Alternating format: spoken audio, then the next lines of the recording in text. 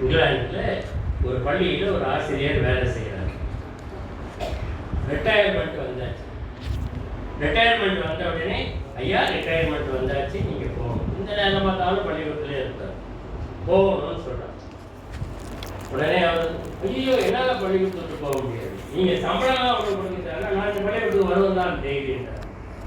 இது என்னடா இவங்ககிட்ட பெரிய நல்லா போச்சுன்னு சொல்லிட்டு அப்புறம் ஆஃபீஸர்ஸ் கிட்ட போய் பேசுகிறாங்க.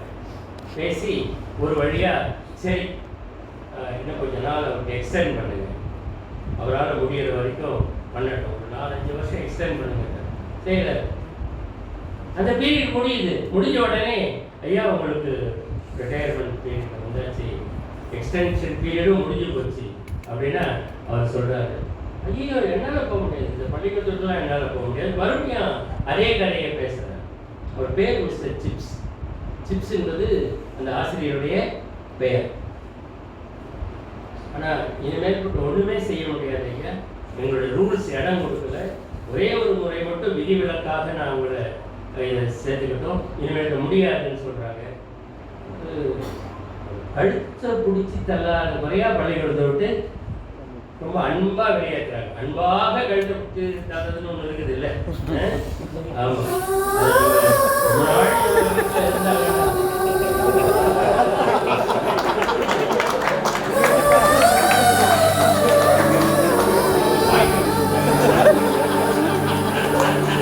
ஞாபகம்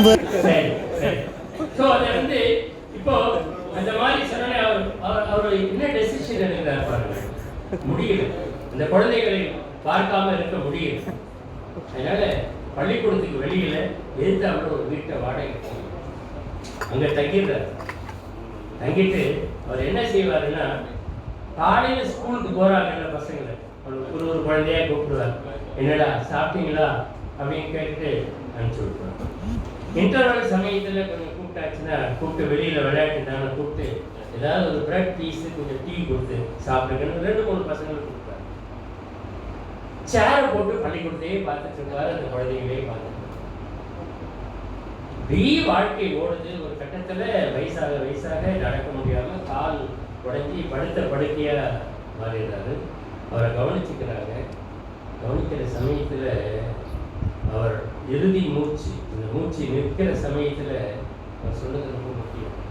டேய் ஆல்ஃப்ரெட், ஆல்பர்ட் அப்படின்னு ஒன்றா பேரை சொல்றாரு. எங்கடா இருக்கீங்க, உங்களை நான் பார்க்கணுமே, வாங்கடா கொஞ்சம் அப்படின்றார். சொல்லிக்கொண்டே அவருடைய மூச்சு பெறுகிறார். அட்டெண்டன்ஸ் ரெஜிஸ்டரில் பேர் என்ன இருக்குதோ அதை அப்படியே கூப்பிடுறாரு. எப்படிப்பட்ட மாணவர்களோடு ஒரு வாழ்க்கையை அவர் கட்டி போட்டு இருந்தால் அவருடைய இறுதி மூச்சு சமயத்தில் மாணவருடைய பெயர்களை கூப்பிட்டு கொண்டே தான் அவர் அதை முடிக்கிறார். இதெல்லாம் சாத்தியம் இல்லை, அதெல்லாம் இருக்கட்டும்.